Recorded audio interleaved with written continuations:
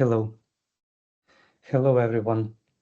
Uh, I'm glad to know that we had a possibility to organize such type of seminar where that community will have the possibility to hear some details about such concepts like 5G and problem-based learning. In my opinion, this seminar, which title is Problem-Based Learning for Cross-Sectorial Education in the 5G Digital Era Training, is very important because, for example, in Lithuania, the country I represent, the discussions on such topics are very rare, and quite no one knows details about possibility to adopt 5G or problem-based learning in that training processes and that training agenda. So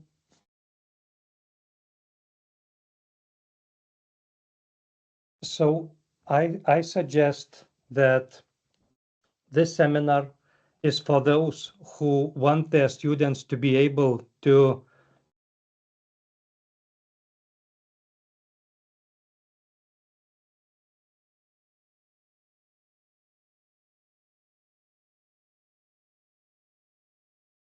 So I believe that this webinar is for those who want their students to be able to solve real-world problems in the 5G digital sector and to be future-ready. We hope that this webinar is your opportunity to learn how to apply problem-based learning in vocational training programs.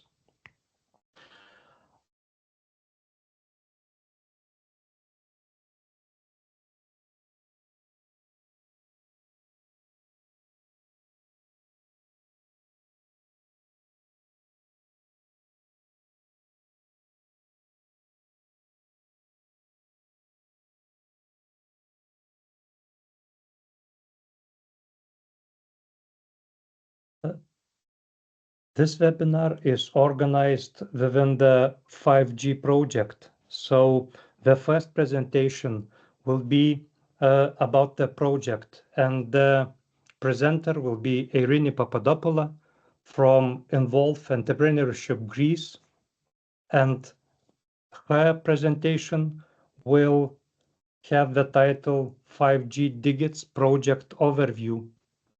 Okay. So guys, thank you very much for being here today. As Mario said, this is Irini from Involve Entrepreneurship. Project 5G Digits workshop today. We want to bring you in the world of our project.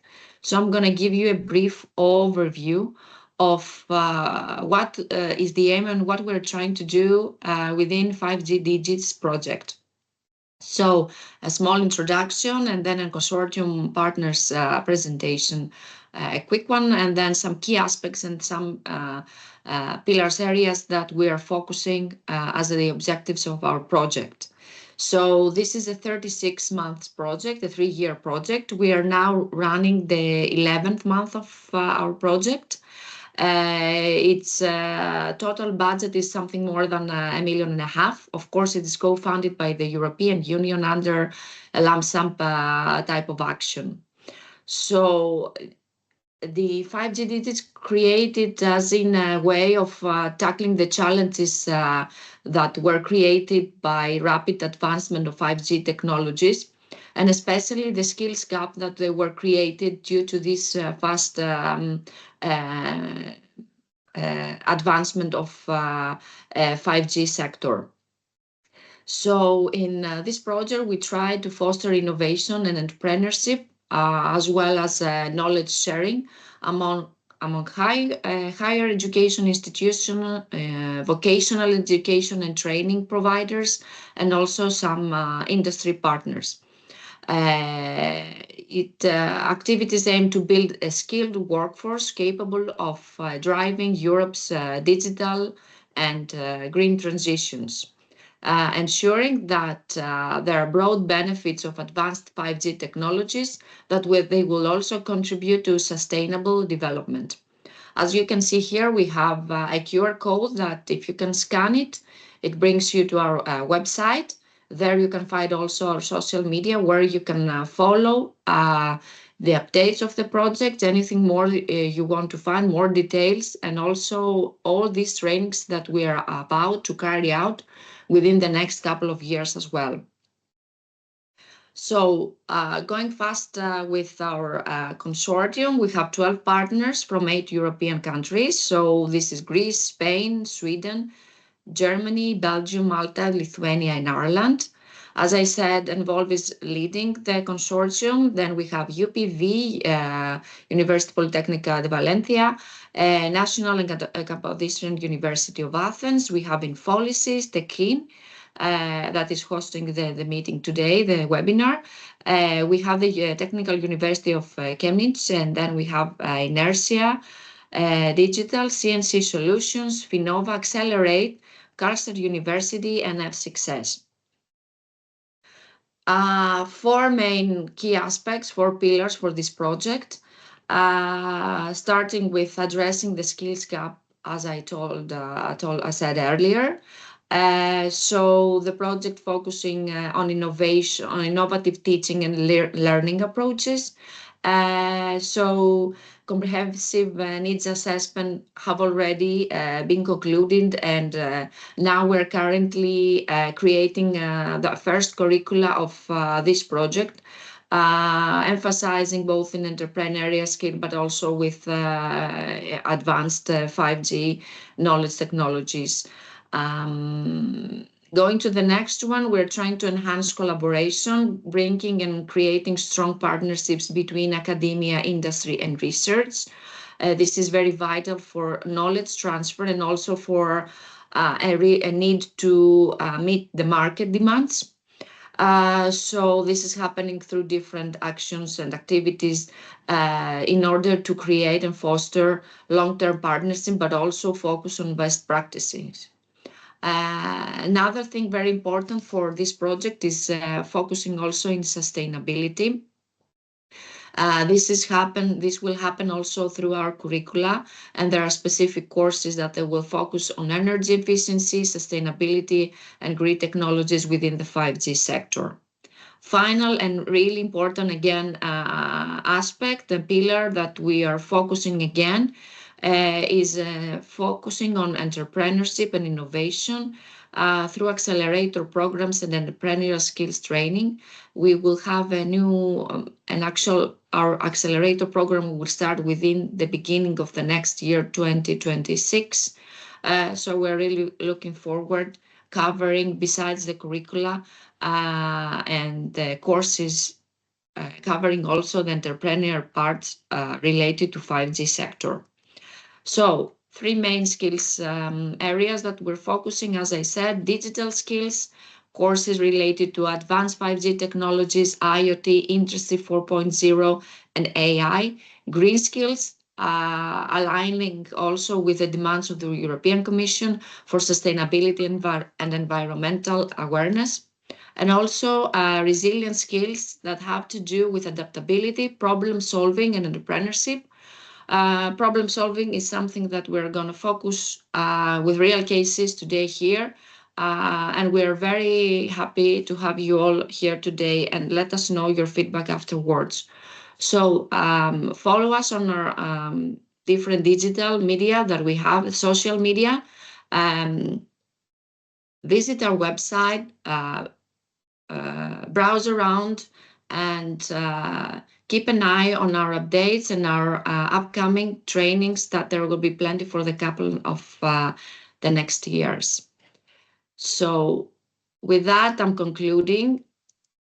I'm giving back the stage to Marius for the next of the flow, and enjoy today's webinar. Thank you on my side. Thank you, Irene, very much. As I have said, it is not common, it is not usual to hear such concepts as 5G or problem-based learning in vet sector. So the second presentation by Benjamin Molina Moreno from Technical University of Valencia, Spain, will be about the possibility how it is possible to use 5G concept in vet training. Please, Benjamin, the floor is yours. Okay, thank you very much, Marius, for the introduction. Thanks also to Irini for introducing the general scope idea of the project. I'm Benjamin Molina. I'm a researcher at the Universitat Politécnica de Valencia, and I will start sharing my screen in order to show you during the next 10 minutes a sort of a view of what we are doing in one of the work packages within the project. This will be work package 2, which is the main focus that we will be showcasing today. We will start with the needs assessment, as commented previously by Irini. I will show then the modular curriculum. We will say a brief overview related to PBL, but you will see it in a narrower and more specific way in the further presentations. And then a sort of a view of the testing, the envisioned testing and the evaluation, as well as some conclusions and takeaways. So just to set the view in a more narrow way, the project is structured in six different work packages. We will focus right now on the second one, as you can see quite well. It's related to the joint curriculum development. Obviously, we need to start with something. We need to have a curriculum, and we need to work with that in several different ways. So the idea is that we will focus right now. In 5 minutes, you will get the idea of the curriculum, and then we will deepen on the part of the PBL teaching. So in terms of this work package, if we try to split it down in different tasks, as it is structured, maybe you are familiar with how European projects work and that they are structured in work packages and tasks. The 4 different tasks that we need to target to address here is, first of all, try to identify what are the requirements, the needs assessment, and the skills gaps. Then try to develop the curriculum. Obviously, try to design and implement the PBL, which is the main focus of today's webinar. And finally, make some testing and refinement of the curriculum. So just a short and brief overview of what we did for the first task related to the needs assessment. Basically, the process consisted in the following. We just identified 4 main categories: educators, students, industry, and policymakers. These were our main stakeholders that we engaged across several countries from the different members that built the consortium. So with them, we built structured questionnaires and also semi-structured interviews. This was some sort of a mixed approach in order to have not only quantitative but also qualitative values and results. And for the structured questionnaire, we got around 200 answers, 200 results. And for the semi-structured interviews, we took about a little bit more of 20 results. So with these results, we started building some comparative views, try to identify some focus areas. We compare things, for example, what was the main idea, the main outputs inside and outside academia, and obviously focus on which were the required skills that we need to address. And with all of this, we had some evidence, some clear evidence in order to start building this joint curriculum, which is the goal.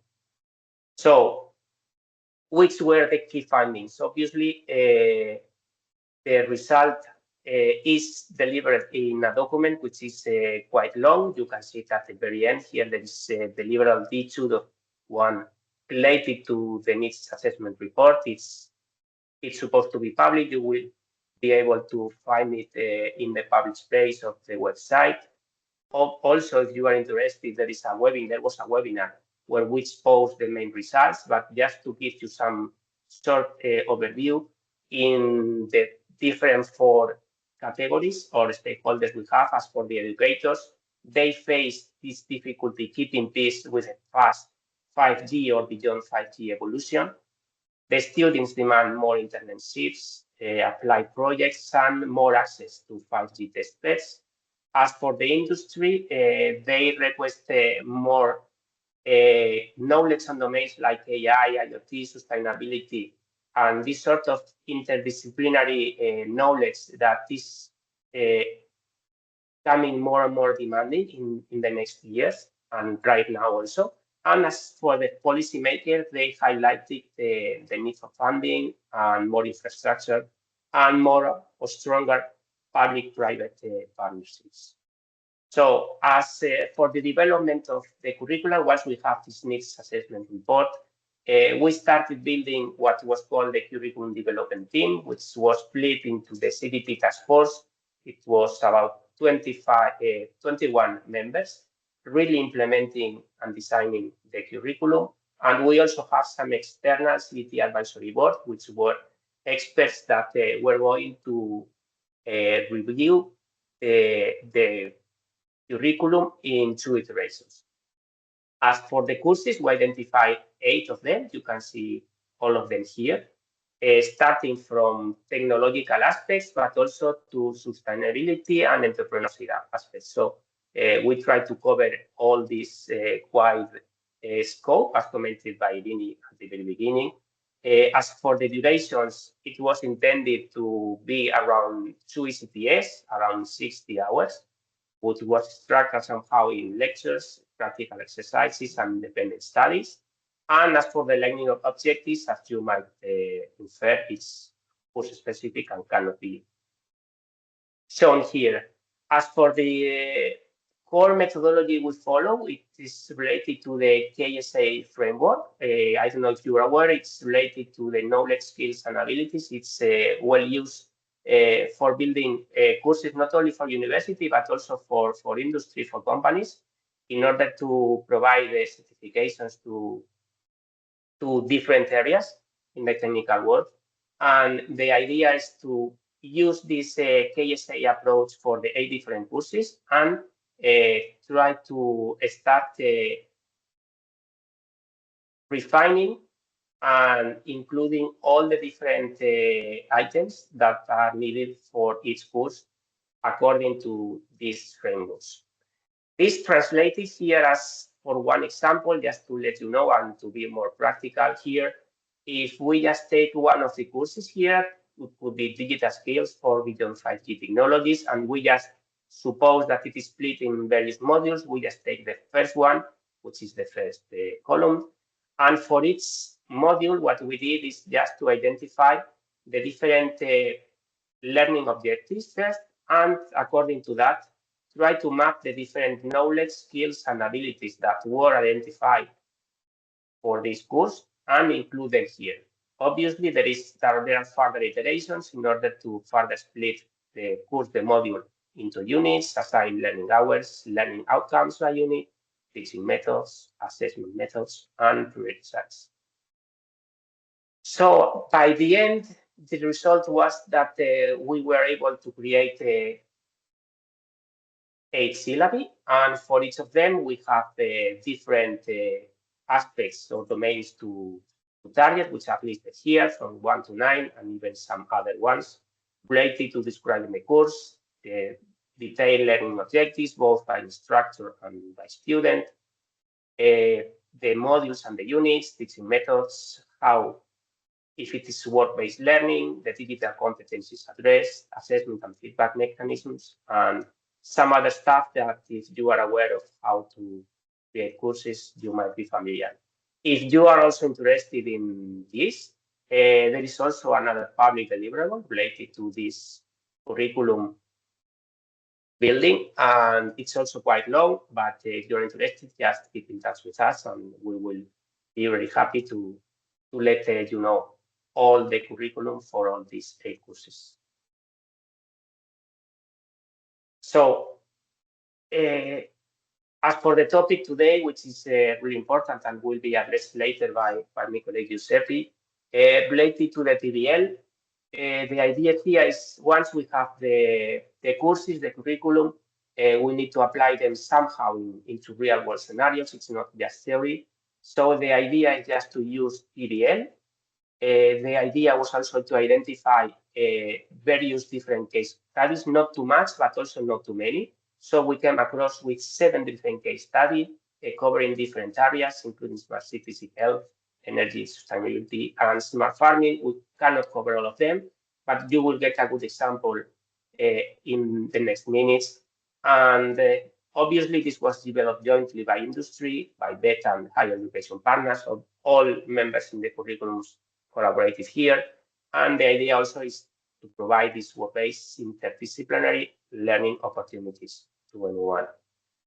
So finally, what we need to do once we have the courses, once we have this PBL approach also, is to implement the courses, to have these courses available in a platform and try to evaluate not only the quality, but also the relevance and the employability impact as much as we can.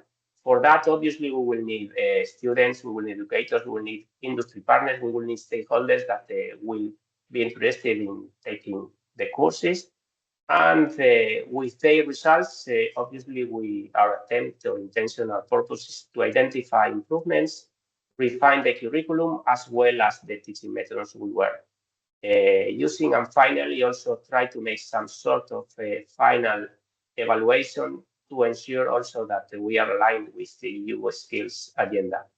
So if for your case, just in case you want to start thinking about what will be the most important aspect for you in case you were to evaluate this, if it's the quality of the content, it's the relevance for the BET, the employability impact, the innovation and inclusivity. It's just to start allowing your heads to think a little bit and not just see what we are thinking about.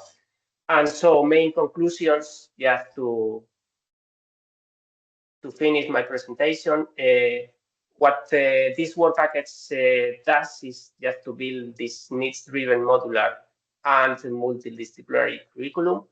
There is a strong alignment with the industry data and policy priorities, obviously, as you might imagine, due to the way we took the inputs from the stakeholders.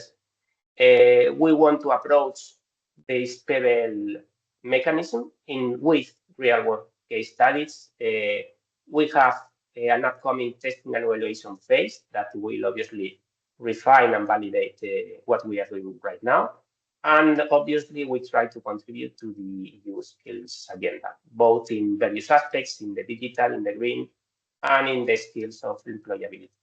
So next, it will be my colleague Giuseppe will be make the presentation and try to be a little bit narrower in this PBL approach. So thank you very much for all of that. I will stop sharing the presentation. If you are more interested, obviously, as commented, try to follow us on the social networks. Thank you, Benjamin. Thank you, Benjamin. As Benjamin had said, the next our presenter will be Giuseppe Caso from Karlstad University, and his task in this webinar to expand your knowledges on problem-based learning within 5G digits projects and in that sector, of course. Please, Giuseppe, the floor is yours. Thank you very much, Marius and Benjamin and Irini for introducing so far. So I'm going to share my screen as well. You should see it right now. My name is Giuseppe Caso. I am a senior lecturer at Karlstad University, and I'm going to give you a little bit more detail on how we basically perform the integration of the problem-based learning methodology in the in the 5G digits curriculum. So just to give you a summary on what I think you see my screen, yes, on what Benjamin was introducing so far. So basically in work package 2, we have started with an assessment of the needs from different stakeholders. And we have basically used this assessment for informing the activities in two parallel tasks. One was the development of the 5G digits courses, which end up in the definition of 8 different 5G related courses. And then we also started the activity for task 2.3, which is the development of the problem-based learning material. Basically, these two tasks were and are running in parallel, and we used a lot of collaboration between the two tasks in order to integrate the activity in the task 2.3 directly into the courses that have been developed in task 2.2. And today I'm going to describe a bit the activity in task 2.3 before handing over to Marius for a detailed description of the case studies that we developed as an outcome of these activities. So altogether, basically, our goal will be finalized in task 2.4, where our integrated curriculum formed by 8 courses plus 7 case studies adopting the problem-based learning methodology will be tested and refined in this task 2.4, where we will open basically our material and make this available for testing across different students and different institutions, and then also get the feedback from this testing and potentially refine our work in the final version of the material, which is the outcome of the project. Okay, so before I start with the activities that we have performed in integrating the problem-based learning methodology in the 5G digits curriculum, I just want to give a very high-level overview on PBL, on problem-based learning. I think many of you already know this methodology, but just to be all on the same page, by PBL, we basically describe a methodology that places students at the center of the learning process. So it's a student-centered, learner-centered approach, where basically the idea is to engage students in real problem scenarios. So we need to identify scenarios where students can basically collaborate or work independently in order to, quote unquote, solve these scenarios. So in problem-based learning, there are a lot of research. There is a lot of research around this approach, and we know by fact that this approach helps to develop domain-specific knowledge. So it is very effective to help students to get to know better what they are studying and learning in a more traditional learning context. It also helps to develop critical thinking and problem solving skills. So it is very effective for students that have a more hands-on approach on the things that they are learning, and also are helped in developing critical thinking around the topics that they are learning. It helps a lot in terms of collaboration and communication, because most of the PBL material or PBL exercise or case studies, as in our case in 5G digits, they are handled in collaboration. So students are basically requested to come together and collaborate and communicate effectively and efficiently in order to solve a specific problem or case study. And in general, PBL is proved to improve lifelong learning habits. So basically by being interacting with problem-based learning material, students are somehow more inclined to develop habits which help them to develop more and more knowledge over time, over a lifelong period. So in general, what we can say about problem-based learning. Problem-based learning is a methodology that can efficiently integrated in more traditional learning settings. And this is what we have done in 5G Digits. We want to integrate, we don't want to substitute traditional learning, but we want to integrate PBL into a more traditional learning setup. And this results in improved motivation and deeper learning. And this is what we want to leverage in 5G Digits. I just report in this slide a couple of research papers that were basically has been verified by data and analytics on this data that problem-based learning is a very good tool, specifically in topics related to 5G Digits, so related to advanced technologies and domain related to computer science, telecommunications, and beyond those domains.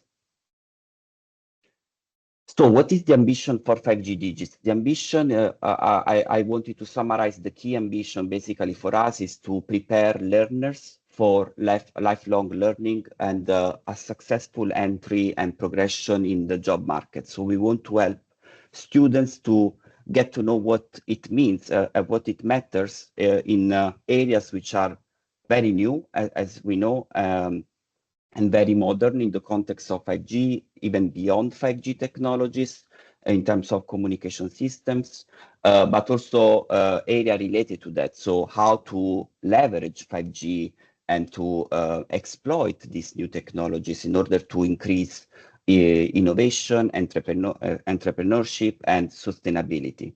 So this is the key ambition for the project, and that's why we also thought that problem-based learning is a good tool to achieve this ambition, to achieve this objective.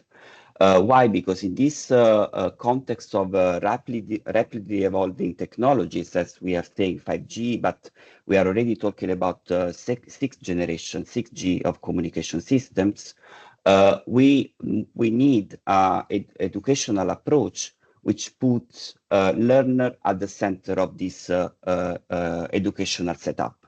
So problem-based learning is indeed a technology, methodology, as I said, that puts the learner at the center of the learning process. So we understood this in the 5G Digits project, and clearly we want to leverage this. So what we have done so far is basically to integrate traditional learning together with problem-based learning in order to offer the students an ideal framework that wants to support them and in turn support the 5G Digits ambition to create and to shape learners in the next generation of the digital revolution.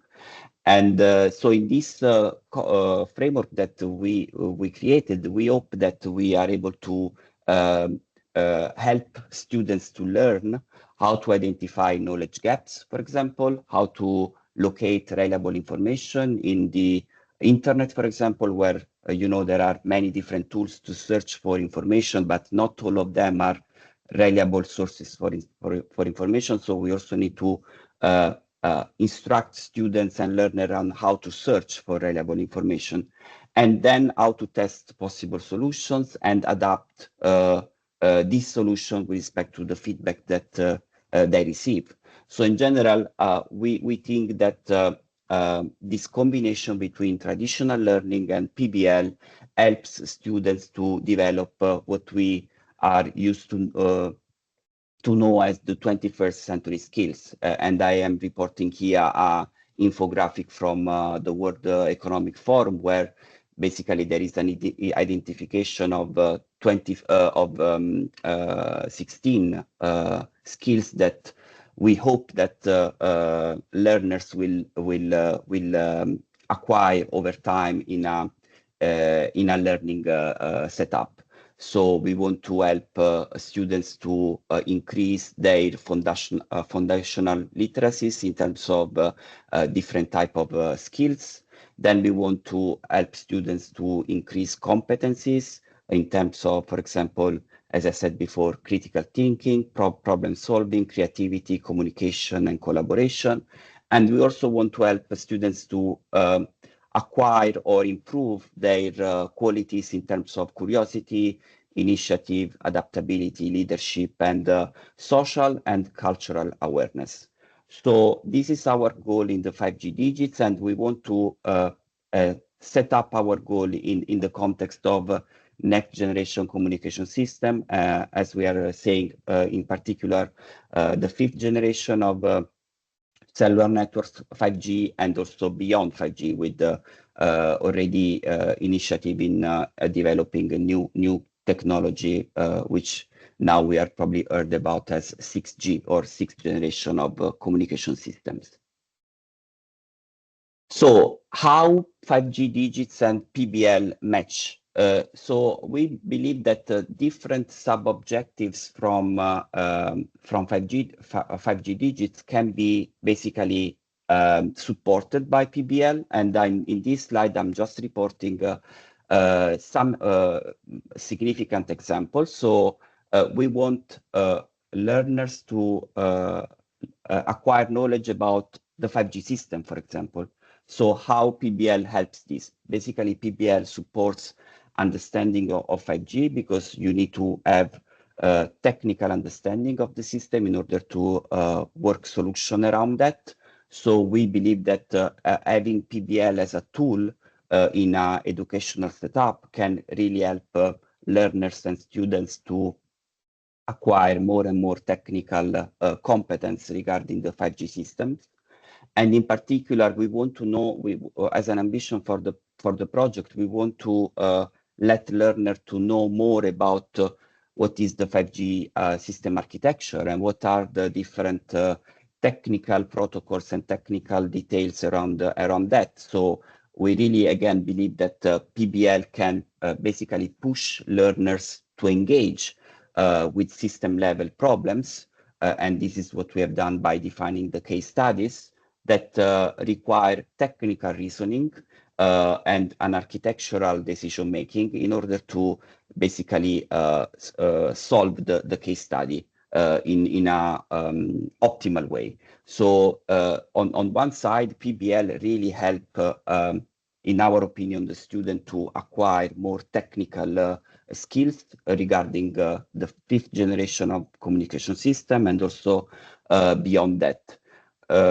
We want learner to know what is the role of 5G systems, and also another very important aspect, which is Internet of Things in next generation service and application that we are basically developing in our cities. For example, the concept of smart cities or smart environments and smart applications. So via PBL, we believe that we can emphasize the interconnection between all these systems and these technologies in order to solve real issues, as we have tried to define in our case study. So we believe, again, that problem-based learning is a perfect tool for us to be integrated in traditional learning and help students to improve and acquire new skills over while they basically attend the course, but also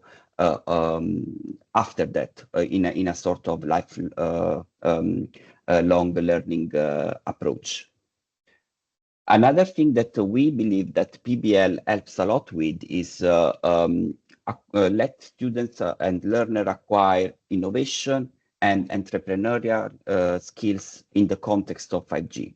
Again, as you will see later also in my last slides, but also later with Marius in his presentation, we believe that these skills, think about, for example, innovation and entrepreneurship, these are basically the development of these skills is basically a perfect match with problem-based learning, because learners are placed in a context which is a context where they need to take decision, they need to know what kind of trade-off exists between different performance indicator, for example, or a value. So we really believe that, again, PBL is a perfect tool for increasing innovation and entrepreneurial skills in our students, in particular in the context of 5G technologies. And then in parallel, clearly, learners are also requested or they are requested to advance digital and analytical skills related to 5G. And again, problem-based learning is a tool or is a methodology where students are basically put in the center of the context, and they need to, for example, decide what kind of tool or what kind of digital tool they want to use for solving a specific problem. So they have the opportunity to explore different digital and analytical tools, for example, for analyze a data set. So they need to build proficiency in at times complex digital workflows. So again, we believe that PBL is a perfect tool for us to help to achieve the objectives that you see on the left side of this slide, which are basically the 5G digits objectives in the learning in our learning mission. Finally, we also believe that PBL is perfect tool for advancing professional and managerial skills in 5G, because again, students are collaborating in solving a problem-based learning case study. And this methodology, again, is student-led. So by doing this, basically, we are cultivating and improving communication, leadership, conflict resolution, and time management. So students are, again, in charge of deciding how to address a problem.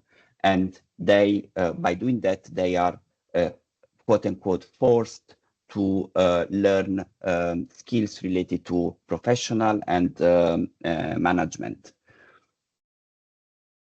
So what we have done basically in our task in order to succeed in this ambition, our goal was, as I mentioned before, was to embed the problem-based methodology in the 5G digits curriculum. And our result basically is the definition of what we called PBL case studies, aligned with the courses that form the 5G digits curriculum. So in order to do that, we have gone through different steps. So the first step is the definition of a competence framework.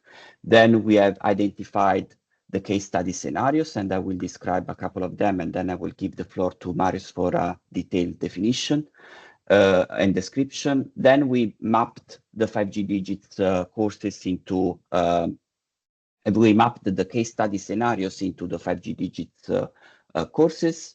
And basically, at the end, we developed the case studies by defining a template that we use across the consortium, and then you can basically reuse in your own definition of case studies, if you like, in order to basically define a PBL case study that can be well aligned with your learning and with our learning objective in the project and with your learning objective in your courses. So I will go through this first step briefly in order to give you an idea on how we basically end up in our main result, which is the definition of the PBL case studies. So the definition of the competence framework, basically this was, I would say, relatively easy for us because what we have done, so what we wanted to do first, we wanted to develop a framework that basically outlined what kind of knowledge, skills, and abilities students will acquire by facing a problem-based learning case study. So we wanted to map the case study to specific learning outcomes and specific skills, knowledge, and abilities that the students are going to develop by facing the case studies. And I said this was relatively easy for us because what we did basically is to align our approach with the approach that was previously preliminary considered in the definition of the 5G digits courses, because what we did basically, as I mentioned before, we started with the need assessment, and then we started with the definition of the courses, and then later, a little bit later, we started with the integration of PBL. So the competence framework was already established between the task 2.1, where we addressed the needs assessment. We analyzed the needs assessment from different stakeholders, and task 2.4, where we started the definition of the courses. As Benjamin was preliminary mentioning, we developed 8 different courses. So from our perspective, from the perspective of the problem-based learning, what we did is basically to reuse the framework that was already established. And as you see in the slide here, I just report another example of what Benjamin already showed for a different course. As you see, we have already identified different learning objectives mapped into courses modules. And then on top of the objective of the learning outcomes, we have defined knowledge, skills, and ability. And then we have split this module in different units, and we are basically developing the units for the course. And for us, it was basically natural to reuse this competence framework also in the definition of the problem-based learning case studies. So basically what we did is to, by doing that, by reusing the framework, we are sure that we can align the development of the 5G digits courses with the development of the problem-based learning case studies.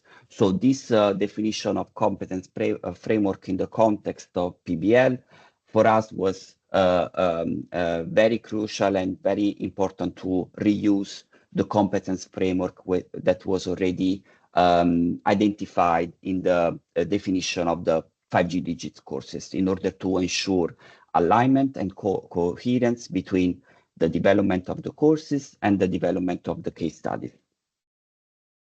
So then after that, we went through the next step, which was the identification of case study scenarios. What we want to do in this step is to identify scenarios that mirror real-world challenges at the intersection of the different topics that we are addressing in 5G digits. So 5G and beyond 5G technology, sustainability, entrepreneurship, innovation. So we want to identify scenarios where students can use these scenarios and these case studies in order to develop knowledge, skills, and abilities in the context of these multiple domains. So what we needed to do here, we needed to define scenarios by leveraging cross-domain teams composed by higher education institution, vet educators, and industry. And why we want to have a cross-domain team? Because on one side, higher education institution and the vet educators contribute pedagogical perspectives, clearly. We want to ensure that the scenarios that we are going to develop can meet the learning outcomes and the knowledge, skill, and ability framework that we identified in the previous steps. And we want to keep a high student engagement potentially. So on one side, we need the competence from the educators. And on the other side, we also want to have in our teams, in our development teams, industries and personnel from industry, because they bring technical limitations, perspectives on technical limitations, regulatory constraints, and market priorities, because we want to make these case studies quite appealing for the students and very close to the real needs from the industry perspective. So we have created these teams, and at the end, what we wanted to do is to create multidisciplinary case study scenarios where we wanted to balance in the best possible way complexity and feasibility. We want to create relatively complex case study, but we want to make this also relatively feasible for the students to address. We don't want to have too much complication, but on the other hand, we also want to have the students to think about more in depth on how to address a case study. We need, in order to follow the PBL methodology, we need to identify scenario, and we have identified scenario which are open-ended and can lead to multiple solution paths. This is very important in PBL. There is no single solution for a case studies. Students are basically facing a problem and a scenario where multiple solutions are feasible, and this increases the creativity and the skills that students need to develop in order to solve an open-ended problem. And then clearly we want to include in these scenarios human-centered narratives. For example, we want to simulate or emulate scenarios where you have different stakeholders and they may have conflicting demands, and students are at the center of this conflict, and they need to try to address the requirements for from different domains and from different stakeholders. What we have done here, we have basically, since we were developing the 5G digits courses, and in these courses, we are already developing the courses by leveraging our consortium, which is very cross-domain, I would say. We have personnel from different contexts for the development of the courses. We also use that the same teams for the development of the case studies. And I think this was a winning solution for us, because clearly we are continuing in our main goal, which is the integration of what we create in the case studies into the 5G digit courses. So basically using the same teams for both the development of courses and the development of case studies simplify a lot what we are doing in terms of integration. The next step was basically once we understood how to create scenarios, we wanted to understand how to map these scenarios into the 5G digit courses. And as I already anticipated, for us, this was a natural step, because the same teams that are developing the courses are the same teams that are also and that developed the case studies. So the mapping is basically natural. What we needed to do in this step on top of this mapping is also to avoid, for example, the duplications that maybe arise if we have different teams working in parallel, separately. So we wanted to create case studies where, as you will see in the next round of presentations, we wanted to create case studies that are reusable across different courses. We don't want it to do a one-to-one mapping. We wanted to do a one-to-many or many-to-one mapping. So in order to be able to reuse content across the different courses and basically use the same case study potentially across different courses. So we needed to minimize duplication, for example. And in this step, what we did is basically to come together, all the different teams. Basically, we facilitate cross-team interactions, where teams with slightly different or slightly similar scenarios could join forces and create a meta scenario, where basically the two scenarios could be integrated and mapped on different courses. So in this phase, we basically come together, the entire consortium, which was divided into teams before that. We came together in order to avoid duplication of work and have like a general alignment and consistency across the case study scenario that we were developing. We also came up to conclusion in terms of quantification of the case study workload.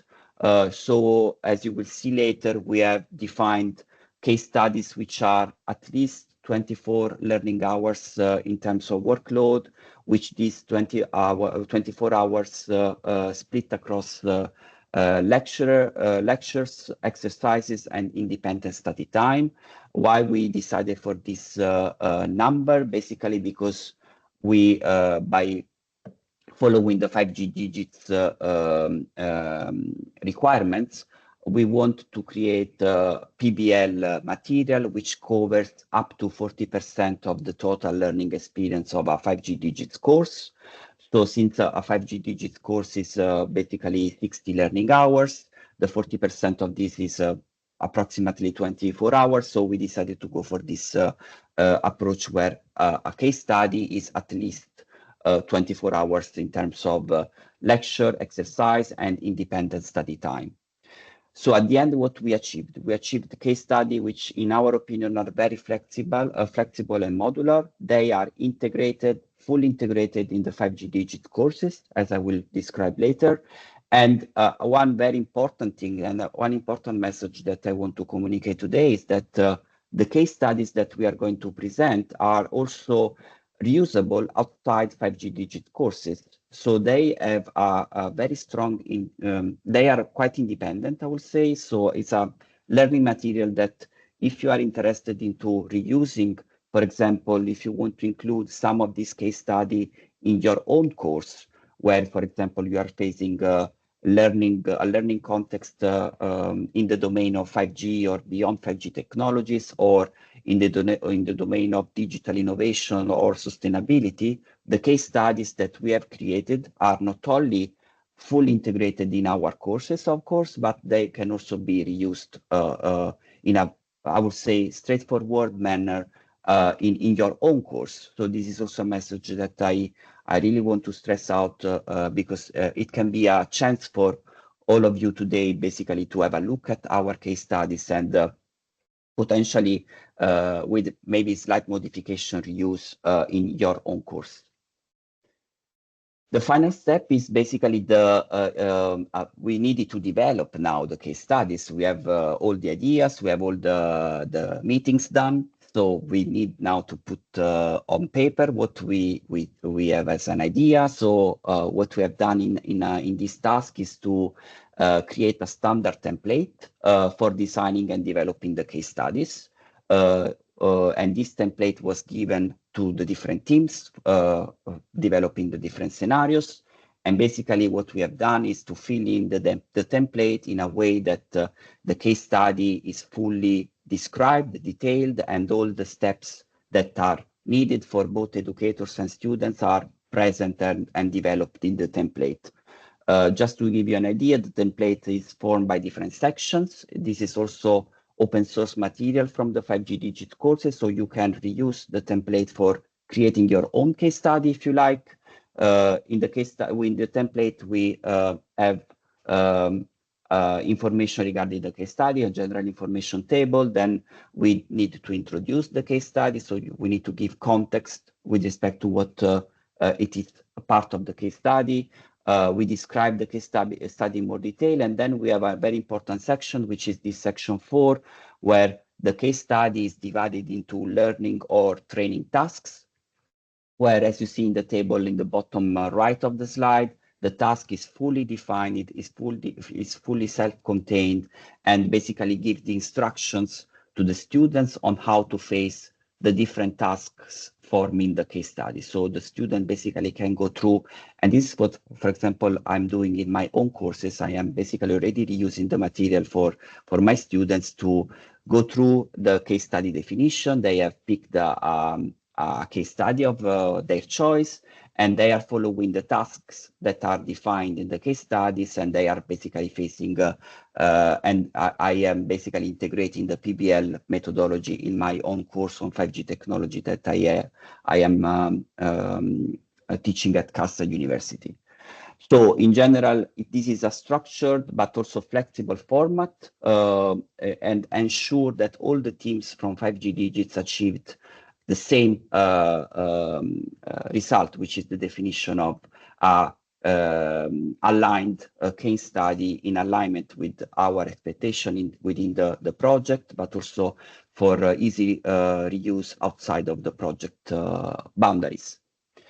And then I conclude this part by basically give a high-level presentation of the 7 case studies that we at the end were able to develop. And then I give the floor to Marius, which will go more into detail of each of them.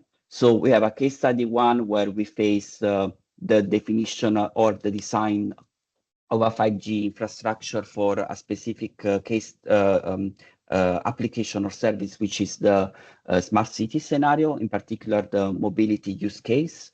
Then we have a case study 2 where we wanted to place students in the context of immersive e-health education, and we want them to identify what are the most important key performance indicator and key value indicator, which is very important in the development of next generation system, specifically for this application. So e-health immersive education.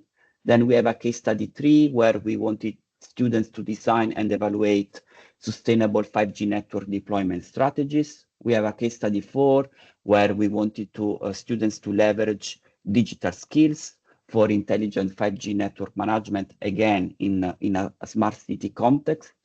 Then we have 3 case studies which are more related to, I would say, entrepreneurship and innovation skills. So we have case study 5 when we want students to come up with a solution for optimizing urban mobility with edge 5G system, in particular by using the minimum viable product approach. And then we have a case study 6 where we want students to think as they are a startup in the 5G ecosystem, and they need to protect their ideas in terms of strategic intellectual property and tech transfer. So we want students to face the problem of how do I protect 5G related ideas in my and make my startup successful. And then we have the final case study, which is in the context of agri-tech, agricultural through 5G smart farming, where students need to come up with a solution by using the design-driven innovation framework. And these are the 7 case studies that Marius will describe with more detail. I'm just reporting in my last slide here how the case studies are mapped into the 5G digits courses, but this is something that probably Marius will cover in the next part. And I conclude my part by also saying that as Benjamin already introduced, we are producing deliverables in the context of the project, and the deliverable which explain all the steps and all the definition of the case studies is deliverable 2.3, which is also available for more details. So if you want to know more, of course, you are welcome to contact us. But I also suggest to have a look at this deliverable because there is a lot of information. There are the case studies well defined there, so you can have a look and basically reuse what we are doing in the 5G digits project. So with this, I thank you everyone for the attention. I was a bit longer than my slot. I'm sorry for that. But yeah, if you have any question, maybe we can also take it later in the Q&A session. Thank you very much. Thank you, Giuseppe. And now it's my turn because in this webinar, I will be the last presenter. And as Benjamin and Giuseppe said, we will see how 5 digits, 5G aspects and problem-based learning aspects could be integrated in that sector. The main task of this presentation and the main task of me as a presenter is to introduce you with all case studies which was mentioned before. Giuseppe said that there was 7 case studies.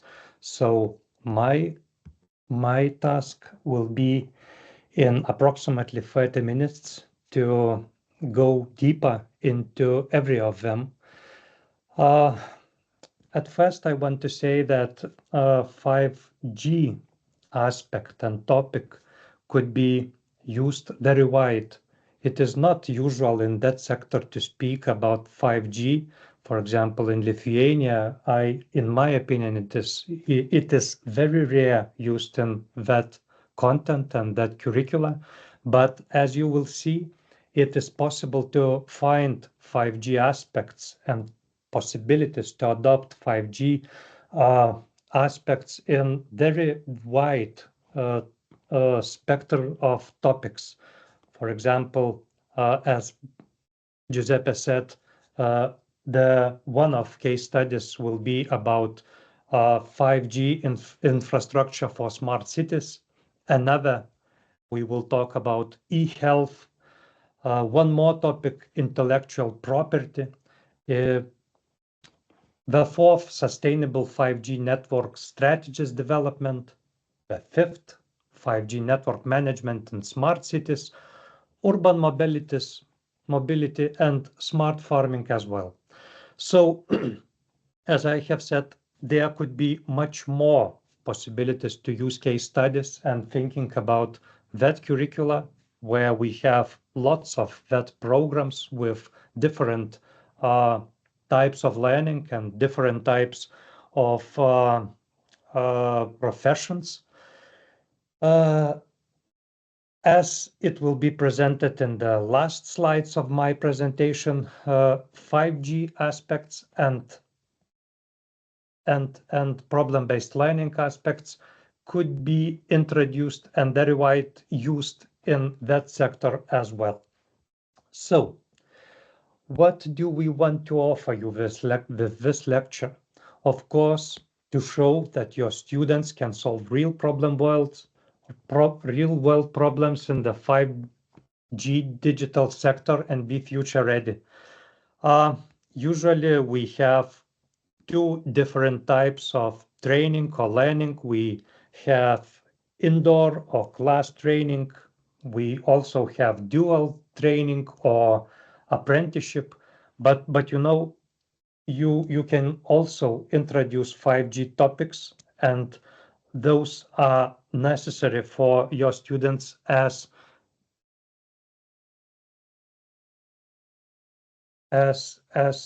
future participants of all introductions to manufacturing, agriculture, health, and other sectors. So, in my opinion, those two topics must be discussed in that communities, and in my conclusions of this presentation, I will say some suggestions, some topics, or maybe some problems for the discussion within that sector. What you will learn in this lecture, as Giuseppe, Benjamin, and I will say, we will explore 7 case studies. Of course, we will learn how the problem-based learning can be implemented into your courses.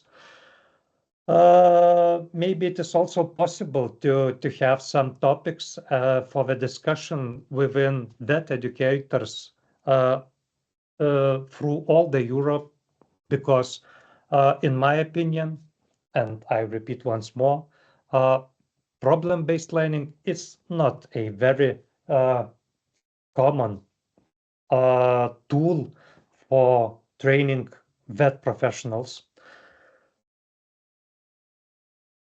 Yes, Giuseppe had a very wide presentation about problem-based learning, but in my case, I will show you as well some possibilities to have such a tool in your lectures, in your content creating, in your that training program writing, etc., etc. Maybe it is not easy to understand the differences between traditional learning and problem-based learning, but exactly all the case studies will be based on the problem-based learning, where you must find a real problem and you must solve a real problem. Of course, there are lots of evidence then we are using problem-based learning in our VET training processes. For example, by repairing some car, then not just listening theoretical content, but providing a car into the laboratory or some practical working space and solving real problems which appeared in your cars. I have lots of examples which was seen all through different types of vet schools. But of course, when we are talking about problem-based learning, it is a bit deeper than just to have a problem and to solve it. It is about the process of solving the problem, because it has some kind different stages through which you should go. Introducing problem-based learning tool in your VET training process. I want to say that in my presentation you will see such type of the sign, and some slides will be signed with this sign because of just additional information. This information will not be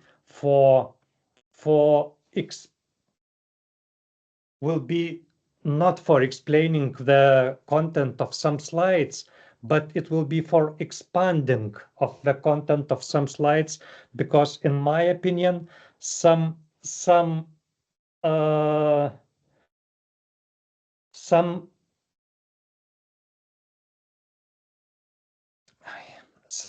topics will be not very common in that sector, and then I personally think that it would be better to explain something in more deeper. I will do it. Okay, so as I have said, as Giuseppe said, we have 7 case studies. All those 7 case studies are related with 5G topic, and you will see that this 5G topic is also related with quite of all of our training content within that sector. Yes, the types of case studies and the topics of case studies maybe sometimes is not related with your training content, because vet schools are different. Some of them are more engineering schools, some of them are more service schools. But I suggest that we could become acquainted with every possibilities to use such tools. So let's start from the first case study. As I have said, it is about smart cities, and this case study focuses on the application of 5G networks in urban mobility and smart city infrastructure. Maybe it is too hard to understand urban mobility, but it is of course about transportation of those who are living in a city. We all, not only in Lithuania, the capital Vilnius, but in all other big cities, have a problem of traffics, etc., etc. So it may be a possibility to solve some urban mobility problems. We suggest that this case study would challenge students to design a 5G-based solutions in order to solve the urban mobility and problems via smart city concept. We think that students would also explore how technologies like network slicing, edge computer, etc., could improve the service delivery in all city environments. By completing this case study, students would deepen in some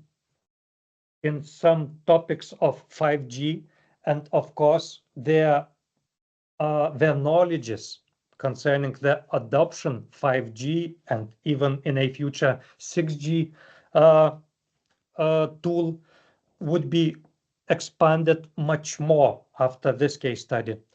And the last thing that we hope that this case study would reflect students on broader societal and environmental impacts, because then we are thinking about smart city. It is, of course, not only about traffics, providing of some services, and maybe some other spheres where we have some problems.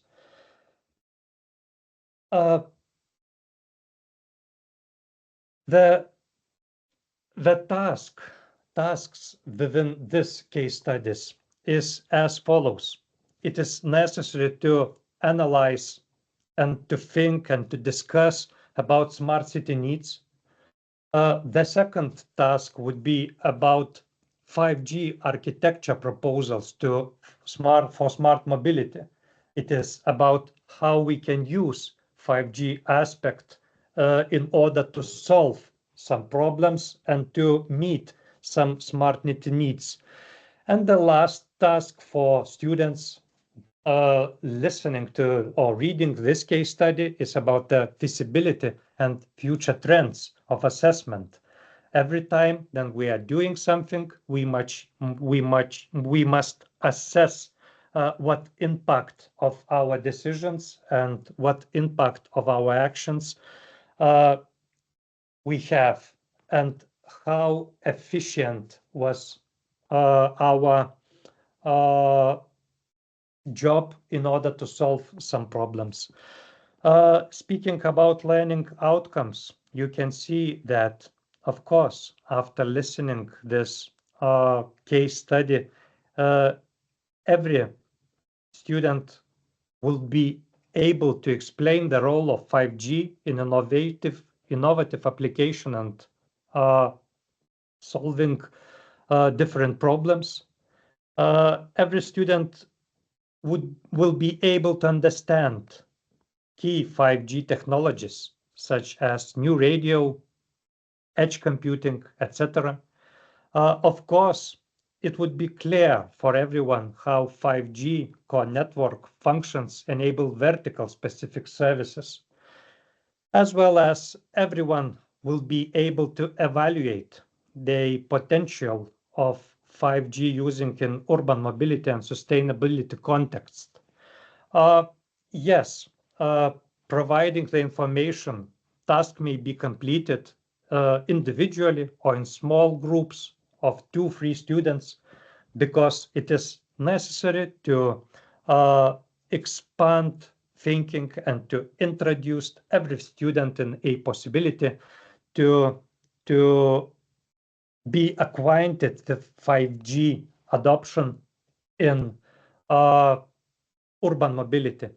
Yes, of course, seminars is not a very usual type of training in that sector, but maybe we could think about our students and could believe that they can be smart, speaking between each other, thinking about the possible solutions of problems they found. The second topic and the second case studies is about e-health. Yes, in that sector, e-health, maybe it is not about our usual training content, but in my opinion, e-health, for example, could be related with our programmers, IT specialists, etc., where they also can have some possibilities to introduce 5G possibilities in health sector. We suggest that these applications impose demanding requirements on beyond 5G. I will explain, as I said, what mean beyond 5G networks. The quantification of such requirements goes beyond the traditional use, and it will be said that it is related with qualitative qualitative aspects, and we must look for some possibilities to evaluate all the impact, as I have said, of 5G on this health sector.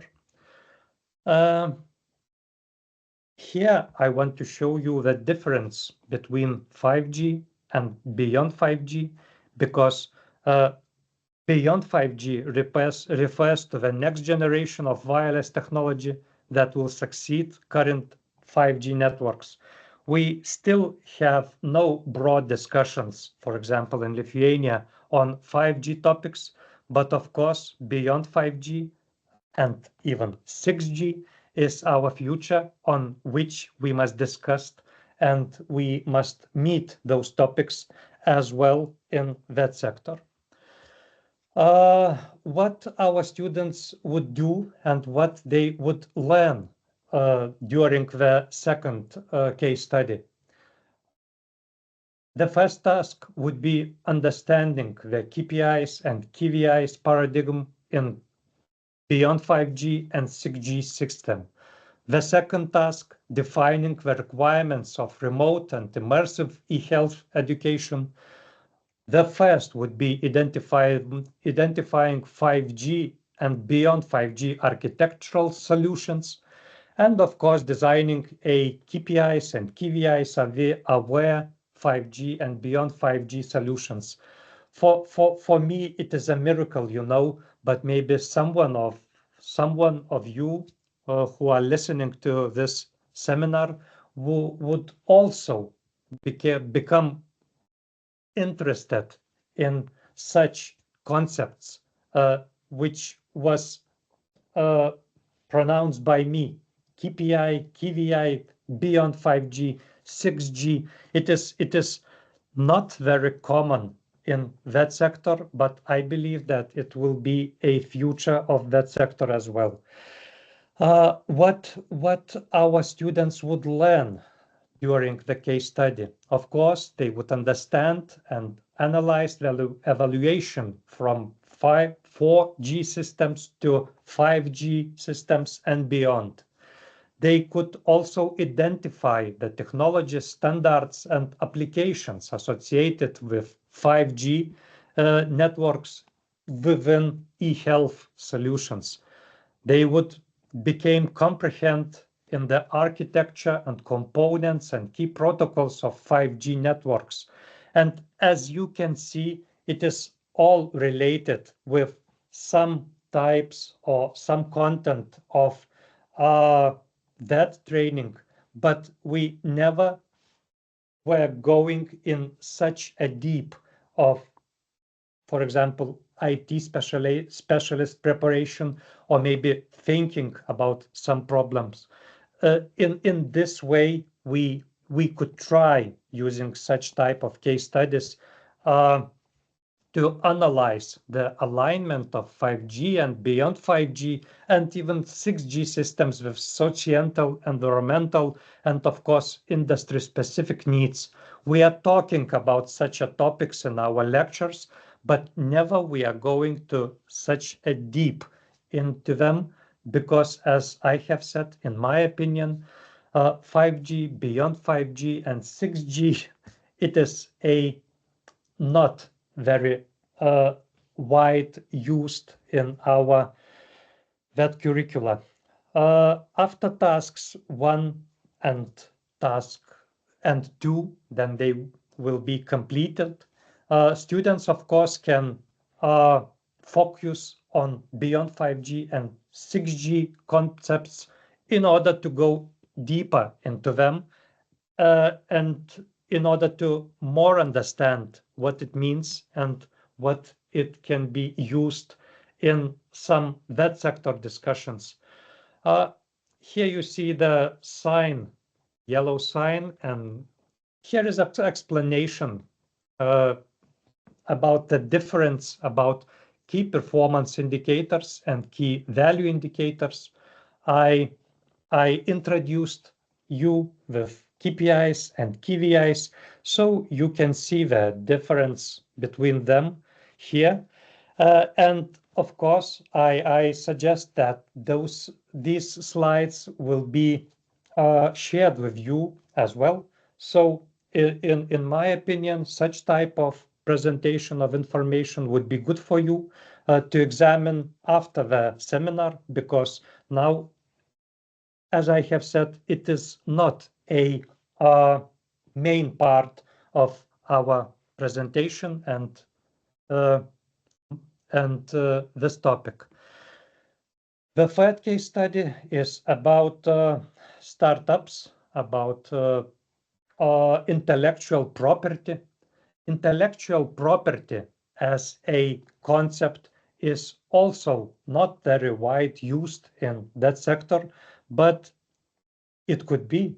Then we understand that also our activities could be related with intellectual property. We'll see how we can expand our knowledges, not only on it, but also in the fast evolving 5G sector. Use of intellectual property became more and more important.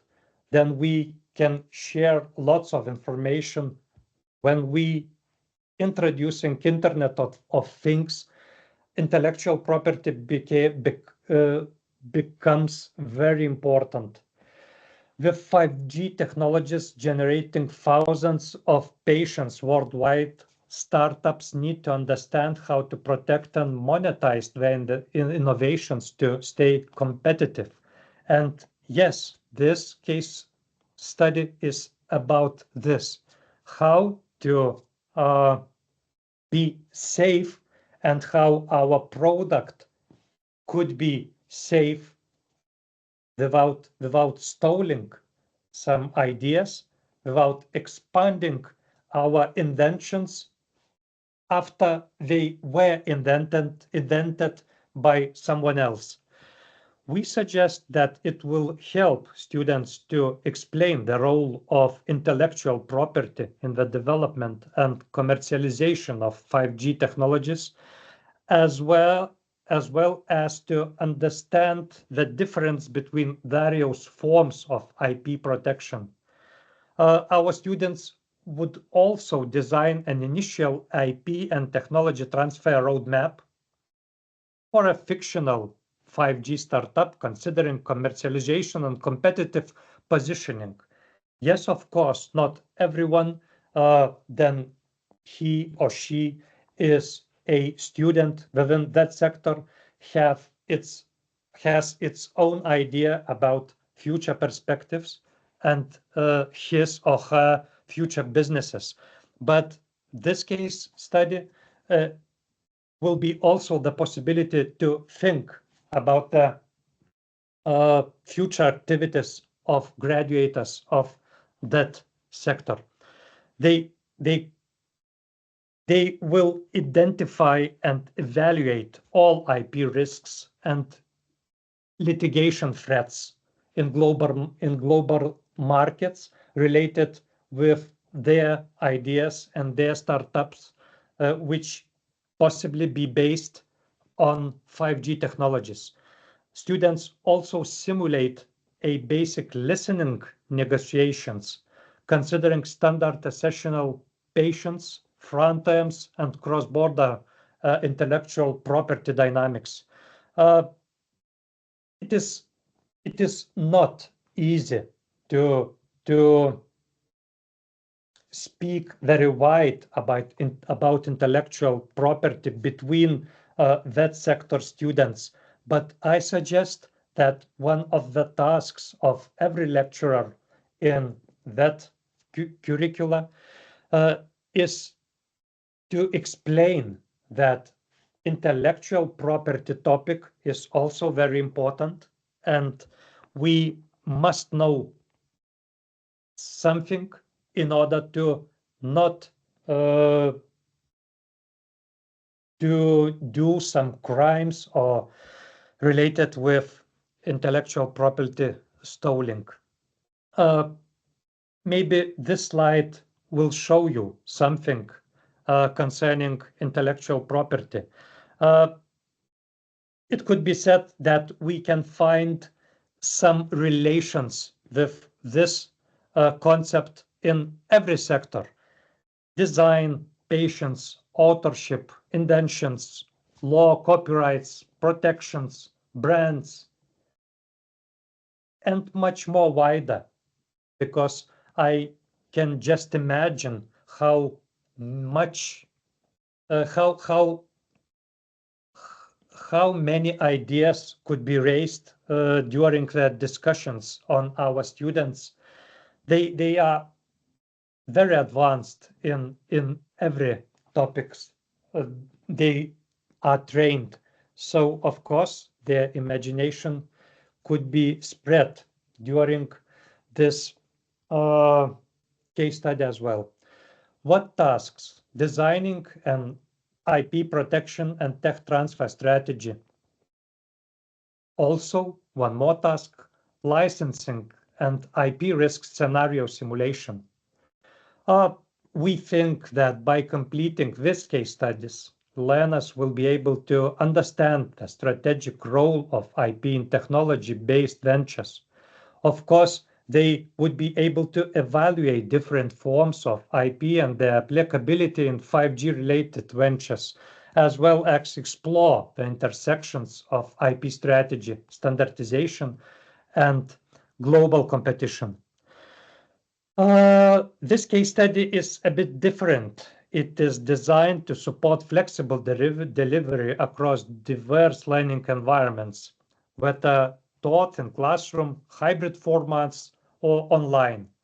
It fits well within IP strategy, innovation and management, or entrepreneurship modules, and can be conducted through team-based simulation, individual assignments, or as a short course sprint.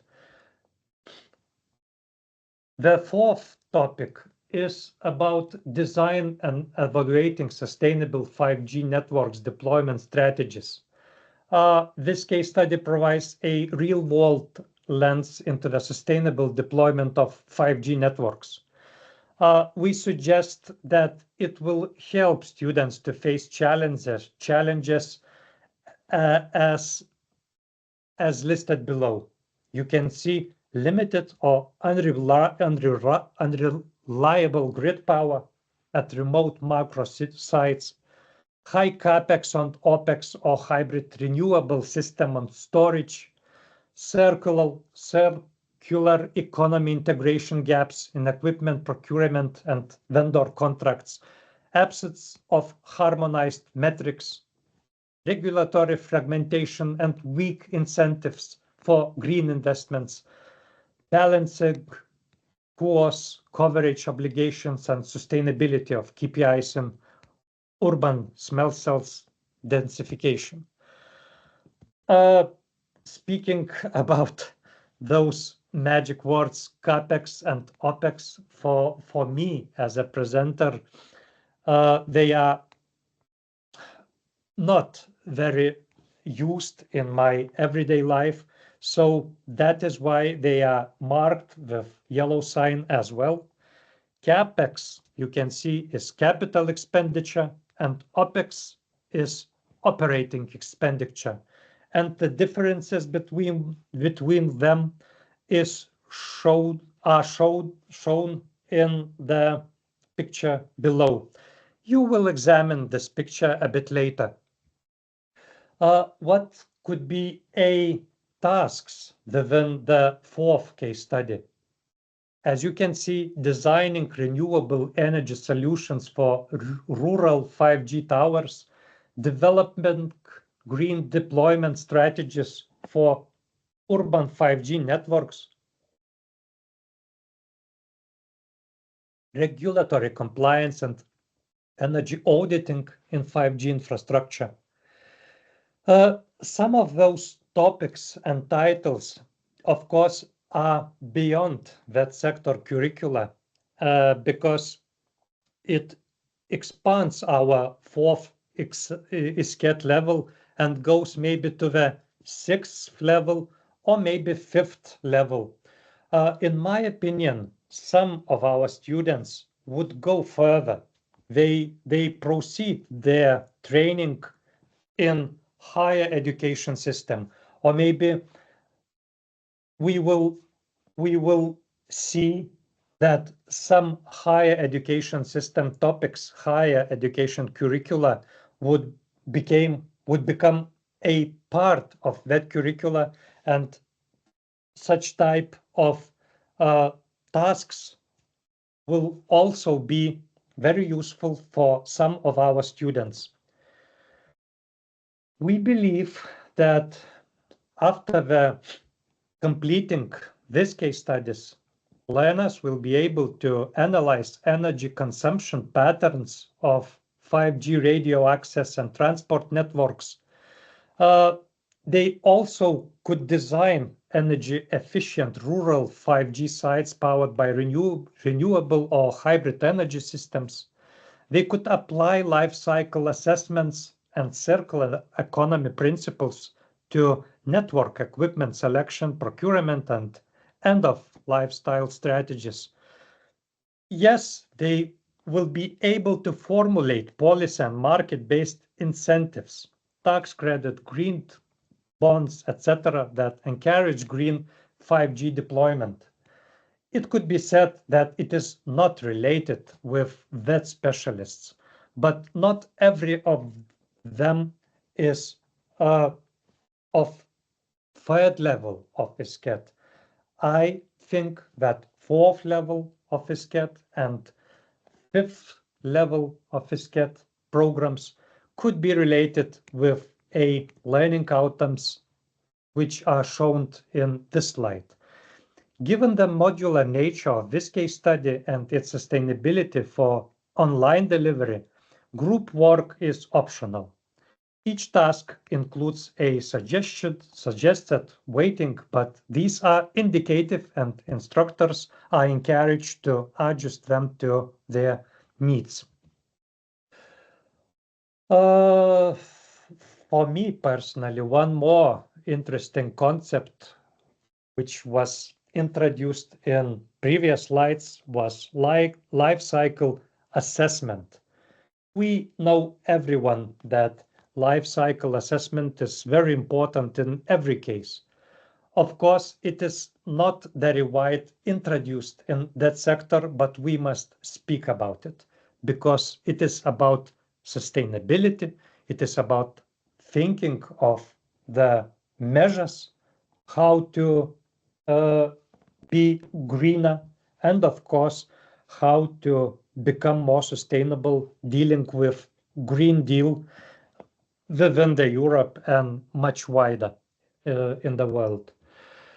The 4th topic is about leveraging digital skills for intelligent 5G network management in smart cities.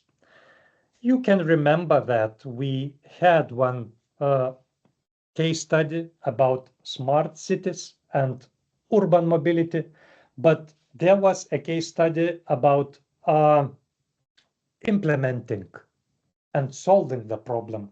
And here we have one more case study about management of intelligent 5G networks in smart cities. Speaking about the relation with that sector, it is also can be used. We have a programs about network specialists, about system administrators, etc., etc. Maybe those programs and this curricula could be expanded with the tasks and knowledges related with this case study.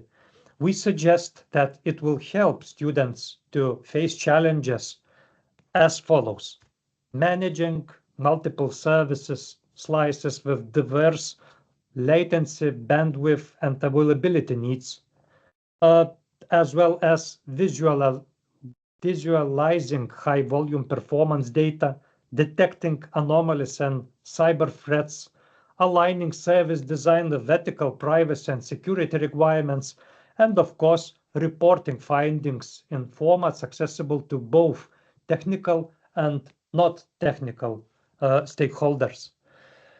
The tasks related with this case study could be as follows: exploring the digital tools behind 5G smart services, designing dashboards to monitor 5G network performance, using machine learning to detect traffic patterns in 5G networks, analyzing cybersecurity risks in 5G smart city scenarios, designing a 5G network slicing strategy for urban applications, and using artificial intelligence for anomaly detection and response in 5G networks. In this topic, we can imagine that learning outcomes could be as follows. During the completion of this case study, our students would acquire advanced digital skills for working with 5G networks. And as I have said, it is very important because not every our technician within network administration and other that curricula is acquainted with adoption or introduction with 5G in our real reality. Every student will be able to apply data analytics, visualization, machine learning, etc., as well as understand cybersecurity challenges, design and evaluate intelligent 5G networks, explore ethical and privacy issues, translate data into strategic decisions through interactive visualization platforms, and of course, use of digital twins, artificial intelligence models, cybersecurity techniques, and enhanced 5G efficiency and resilience. This case study and these tasks are deliberately modular. In this case, instructors may run them sequentially as mini courses or cherry-picked individual tasks to embed in existing modules. Each activity can be delivered online or in person and can switch between individual and team-based formats by adjusting deliverables. Here is a slide concerning the differences between real product and digital representation. As I have said, I won't be going into deep on this slide because you will examine it after the seminar. The concept of Internet of Things is also not very widespread in our that sector. And as I will say, it could be one of discussions during our further actions related with 5G and problem-based learning introduction to that sector. Here is more wide example about Internet of Things. As you can see, in this case, everything is related. Everything, it can be said, can or would speak between each other in order to our processes become faster and more reliable in everyday life. The sixth topic and the sixth case study is optimizing about urban mobility with edge-enabled 5G solutions. This case study introduces students to a fast-growing opportunity space using 5G and edge computing to design smart urban mobility solutions. We suggest that it will help students to face challenges as identifying a specific user problem within urban mobility. We were talking about urban mobility, and you can see that these two case studies is very related. There you must think about some problems, and here you are taught to identify some specific user problems. Students would be able also to propose a simple testable MVPs that leverages 5G edge computing without over-engineering. Map early adapters and core stakeholders, sketch basic user flows and interface, prepare a short pitch with assumptions, metrics, and next steps. Here is a picture about minimum valuable product. I introduced in my previous slides you with minimal viable product concept, and what it means you can see in this simple slide. You must act not like shown in the head, but you must act like this as shown in the bottom. The sixth case study is related with 3 tasks: identifying urban mobility challenges for 5G edge solutions, as well as architecture design and user content-centered validation, business model, and deployment plan. Yes, of course, you can say that this topic expands that curricula. It is more related with some engineering, some management of urban mobility than 5G concepts are introduced. But we still believe that even in that sector, by completing this case study, learners will be able to investigate real-world urban mobility issues suited for 5G edge applications, understand how edge computing enhances performance and urban mobility services using 5G networks. They can also explore user-centered design and developing smart city solutions. They would be able to define value proposition and business model, as well as to prepare a pilot deployment plan considering key stakeholders and constraints. As Giuseppe explained, this case study has been designed with flexibility in mind to support different instructional formats, whether in person, hybrid, or online. Educators may choose to deliver all 3 tasks sequential or select specific ones depending on course goals and time availability. Yes, of course, this topic is very asks to go very deep into the optimizing urban mobility and managing of urban mobility. But maybe some of you will find the relation with that curricula. The 7th topic, and it will be a last case study which I present, is about smart farming. It is more related with our agricultural topics because we have lots of agricultural programs in that sector.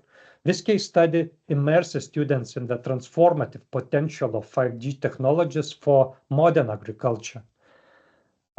We suggest that it will help students to face challenges as follows: conducting contextual research to identify regional farming pain points and climate-related challenges, designing a user-centric MVPs with clear functionality and value assumptions, building a lean canvas model, mapping adoption barriers such as connectivity gap, resistance to change, and trust in digital tools. Yes, of course, it is very important as well in agricultural sector because our agricultural sector expands, technologies became modern, and we should adopt 5G enabled technologies in agricultural sector as well.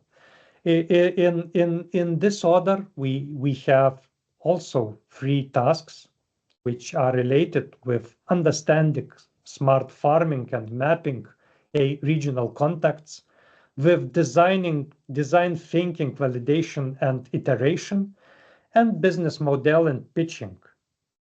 Yes, it is related not only with some higher levels of education, but with that sector as well, because you can see that after the completing this case study, our students would be able to apply creative thinking tools to identify and validate 5G use cases in smart farming. They will be able to understand how 5G capabilities can create value in traditional sectors such as agriculture.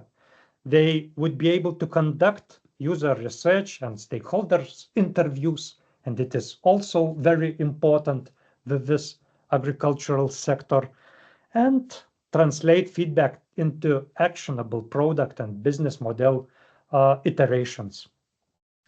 As every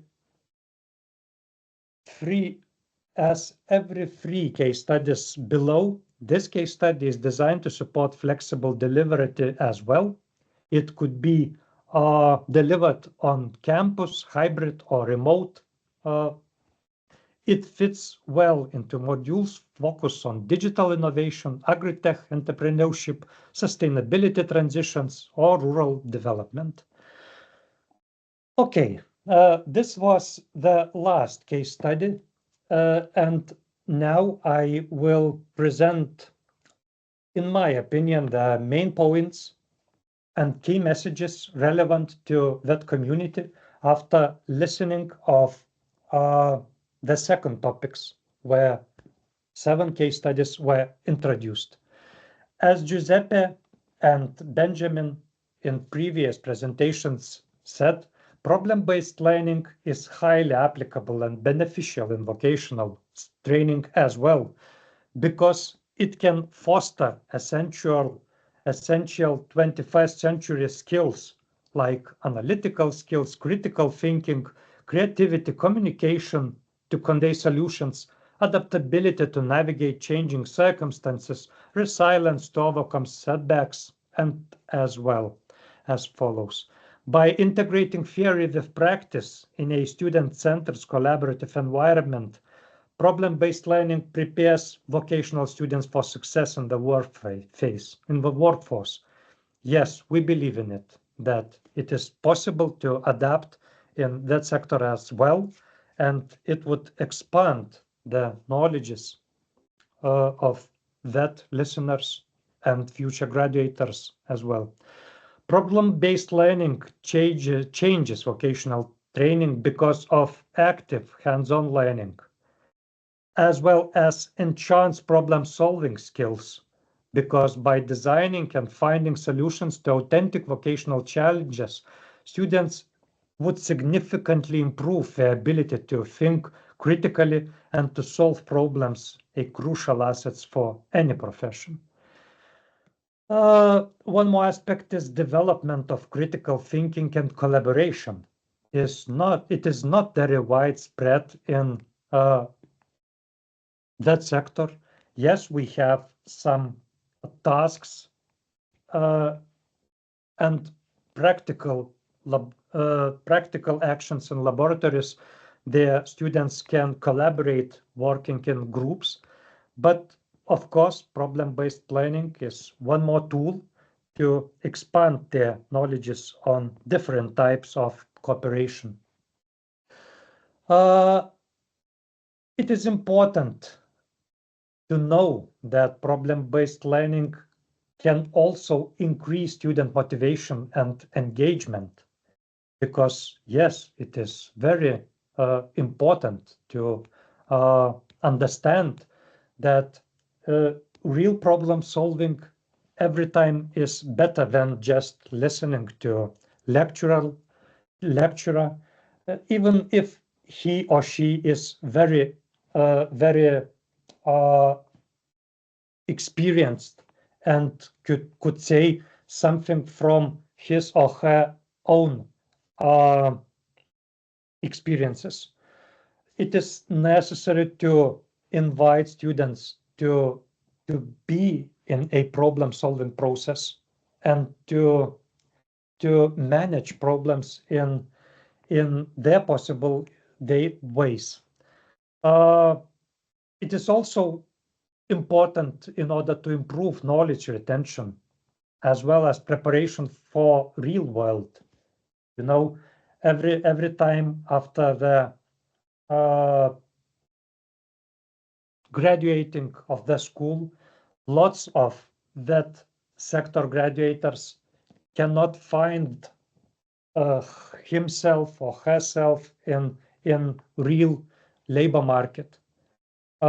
Maybe they can do some specific tasks or be in some groups where different problems are solved, but of course they are needed the knowledges to solve the problem, not only to do some tasks with their hands. It is important also because of adaptability to new technologies. Problem-based learning help us to introduce not only 5G concepts, but also other modern technologies into that training curricula.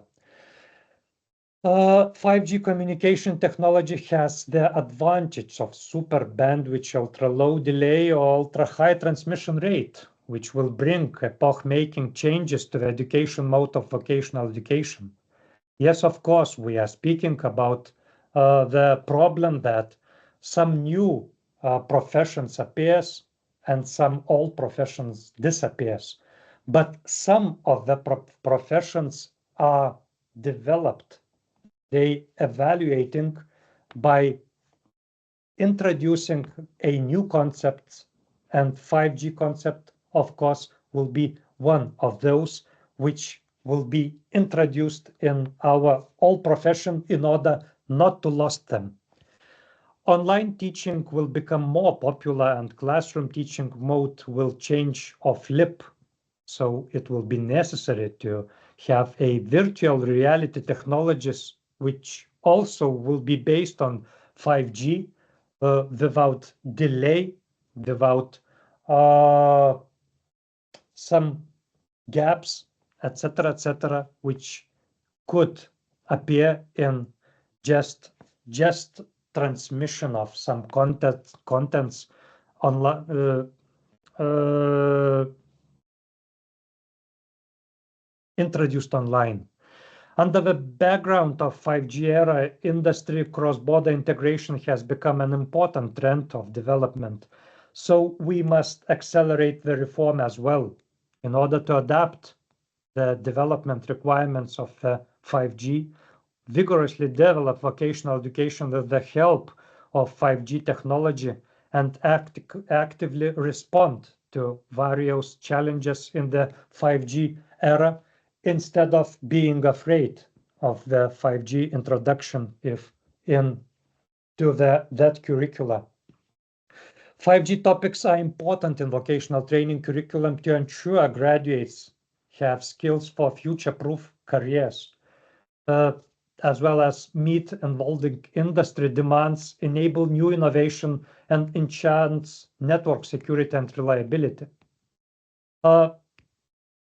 It is suggested that training equips workers for specialized roles like network engineers, fosters entrepreneurship, and provides the high-speed, low-latency connectivity needed for advanced applicants such as remote robotics control, autonomous vehicles, and virtual or artificial reality experiences, all of which are reshaping numerous sectors.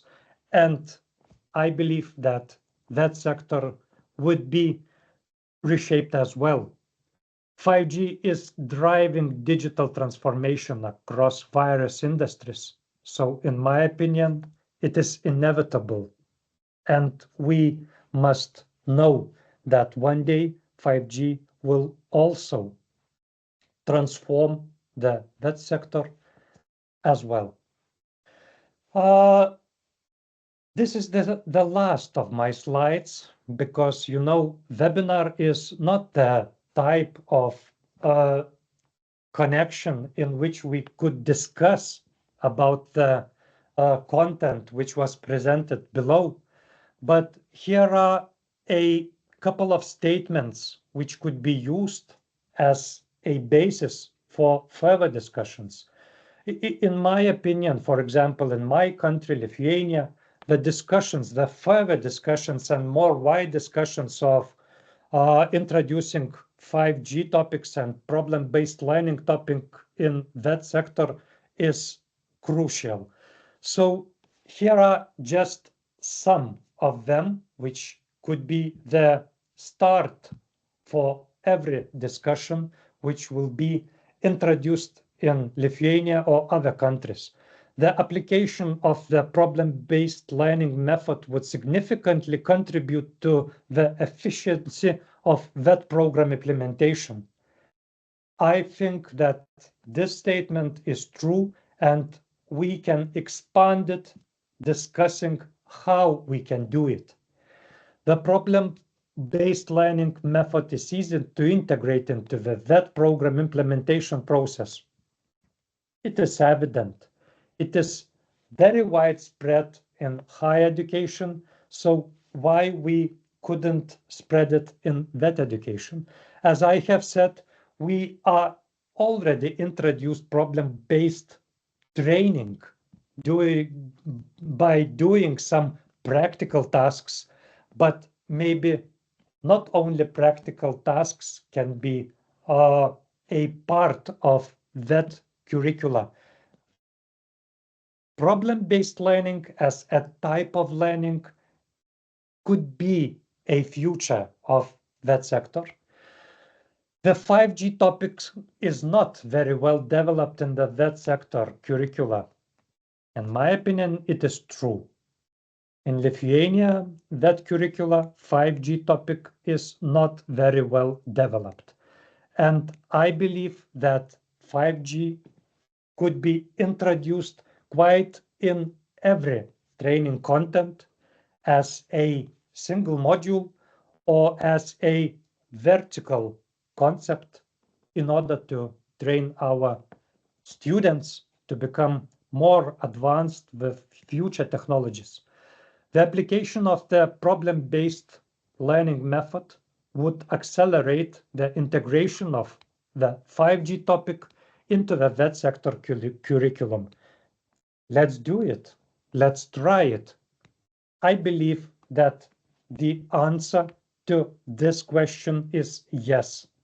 If we will use problem-based learning, it would be more easy to introduce 5G topics in that curricula. And the presented case studies are an excellent tool for increasing the knowledge and familiarity of that sector listeners in the field of 5G. In my opinion, the answer is yes as well, because despite of speaking on higher materials, we must believe that that sector is not only about the working with machines, within factories. That sector is also knowing how our working could expand the future, could introduce the better solutions in seeking sustainable future, etc., etc.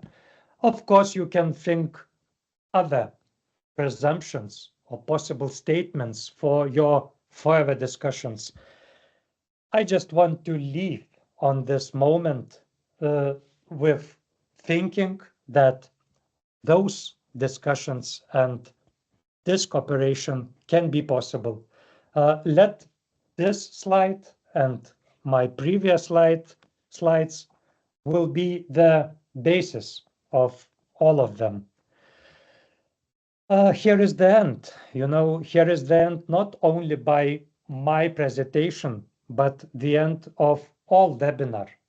And I want to thank you for participating in this webinar, for listening of all the topics, of listening about the project which are implemented by lots of partners in different countries. We have Greece, we have Spain, we have Sweden, we have Ireland, Lithuania, Belgium, Germany. I suggest that 5G Digits project could expand your knowledges concerning 5G concept. Please contact with us. Please be with us in LinkedIn, in Facebook, or just follow us on our website. One more thing, what I must to say and must ask you to do, to wait for feedback surveys. Please fill them, because it is very necessary for project team in order to be better in our future webinars, in order to understand was the topic of 5G and topic of problem-based learning important for you as that sector representative. Thank you very much. Thank you very much. And as I have said, this is the end of our webinar. Thank you for attending. Bye. Thank you, Marius. Thank you all. Thank you, See you Irina. soon. See you. See you. Thank Bye, you, bye. everyone. Bye-bye. Thank you. Bye.